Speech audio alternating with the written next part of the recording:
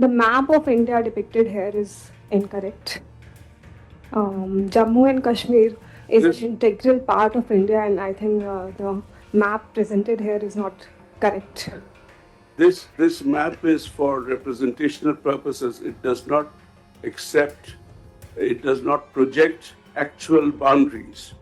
I understand, sir, but the Jammu and Kashmir part is an integral part of India, and it is misrepresented here. So I just wanted to point out. A map on a screen in Dhaka, one line in the wrong place, and an Indian diplomat, barely 3 years into her career, standing up in a room full of regional diplomats to correct it on the spot.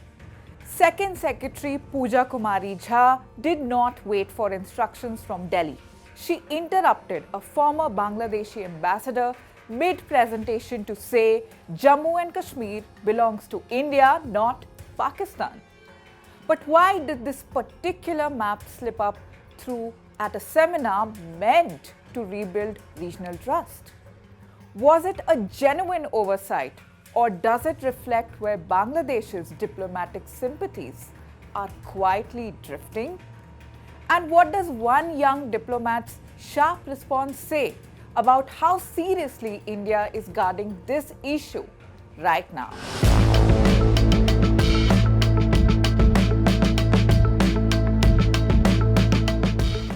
Here's what happened.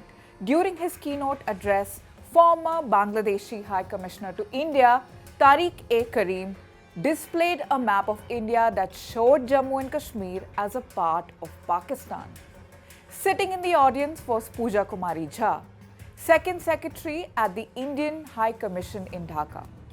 She did not wait for the session to end. She stood up immediately and corrected him.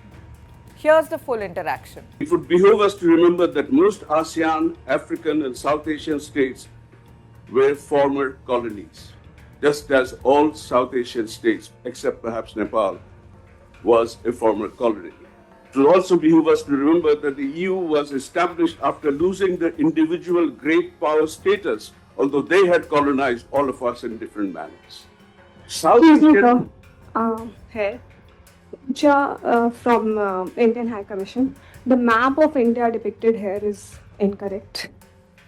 Jammu and Kashmir is This- an integral part of India, and I think the map presented here is not correct. This map is for representational purposes. It does not accept, it does not project actual boundaries. I understand, sir, but the Jammu and Kashmir part is an integral part of India, and it is misrepresented here. So I just wanted to point out. And you are from India? I am Pooja Jha, Second Secretary, Indian High Commission. Point is noted. Thank you. The timing made this episode even more sensitive. India-Bangladesh relations have gone through visible turbulence since the political transition in Dhaka. Several issues have already strained trust between the two neighbors. Border management, minority safety, political rhetoric, security cooperation, all have become subjects of intense discussion. Against this backdrop, controversies involving maps naturally receive greater attention than they would otherwise. Adding to Indian concerns are earlier reports surrounding, and I quote, Greater Bangladesh imagery allegedly linked to circles close to Bangladesh's interim political establishment. Indian media highlighted incidents involving symbolic artwork presented to visiting foreign dignitaries, arguing that such imagery raised questions about political messaging. Bangladesh, however, has not officially endorsed any territorial claims against India, and several past Greater Bangladesh narratives have themselves been disputed or fact-checked. Therefore, those claims remain politically contested rather than established fact. That tilt has been visible in concrete steps. Bangladesh and Pakistan have signed a 10-year memorandum on combating narcotics, trafficking, and money laundering.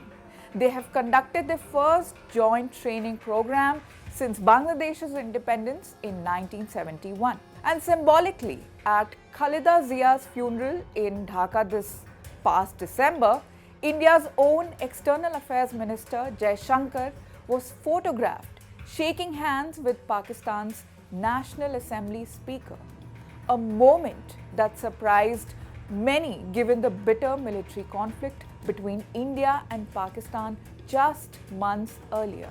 Against that backdrop, a map casually mislabeling Kashmir at a Dhaka seminar doesn't read as an isolated incident. It reads as a symptom of a region where old alignments are shifting and where Pakistan is steadily working its way back into Bangladesh's diplomatic orbit. This incident also lands at a sensitive moment for India-Bangladesh relations generally. Since Hasina's fall, ties have been rocky. Reports have documented dozens of attacks on Hindu minorities in Bangladesh between late November and January. India has not acted on Dhaka's request to extradite Hasina, who remains in India. And on the international stage, Pakistan has been actively courting Washington too, with President Trump referring to Pakistan's army chief as his quote-unquote favorite field marshal.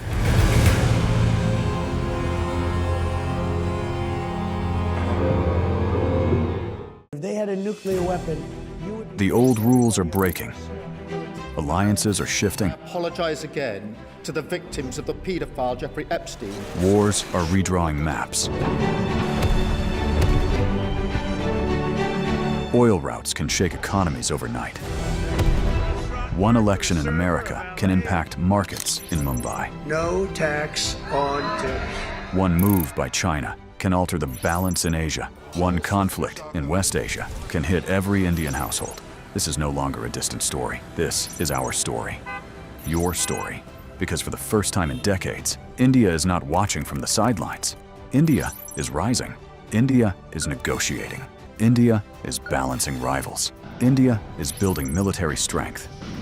India is shaping trade routes. India is becoming central to the new global order.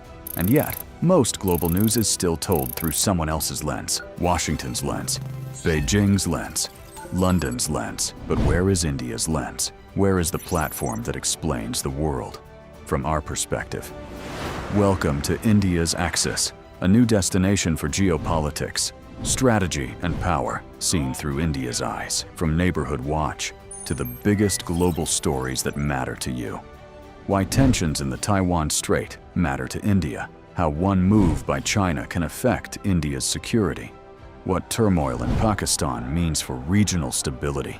How Bangladesh, Sri Lanka, Nepal, and Bhutan shape India's neighborhood.